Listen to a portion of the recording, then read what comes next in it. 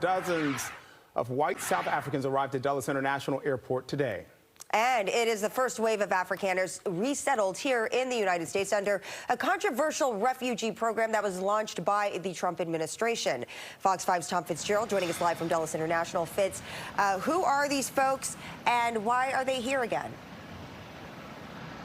Yeah, a lot of questions from folks as this was announced today. You might remember it was back on February 7th that President Trump signed one of his executive orders, but that one had to do with racial discrimination, he says, in the country of South Africa. This is aimed at South Africa's black-led government, and the Trump administration claims that white South Africans who are known as Afrikaners have been the subject of this. So today, this airlift from South Africa to Dulles International Airport was the first group of what we have been told as Afrikaner refugees arriving here at Dulles today. Now, administration officials say that these Afrikaners are the victims of race-based persecution, and federal officials today from the State Department and Homeland Security pledged at the airport as they arrived after a 12-hour flight.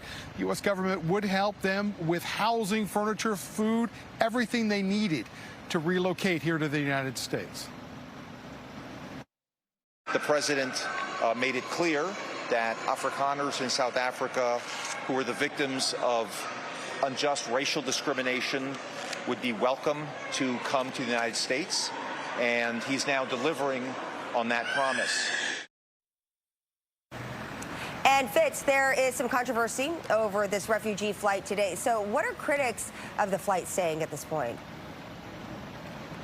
Well, you know, while the president signed this executive order for the Afrikaners on February 7th, you might remember before that, the very first day of this administration, the president effectively shut down the U.S. refugee program. So a lot of these refugee advocates from around the world are saying, you know, look, if you're going to make an exception for these Afrikaners, you know, why aren't you letting refugees in from around at other hot spots throughout the world? And, you know, incidentally, Angie, it's not uncommon for a foreign government to deny that people who are leaving their country are refugees. However, the South African president, vehemently denied that these people are refugees. In fact, he says they do not meet the standard of being a refugee. Instead, in his view, he says they are just not going along with the changes in the country. However, you talk to Afrikaners, and they will say they have been the subject of home invasions, of violence. People have had their farmland taken away. So there is a big difference here of opinion as to, whether or not these people are or not refugees. The bottom line is, though, they are here, and they are going to be the first wave of future flights the United States is going to bring in to the U.S.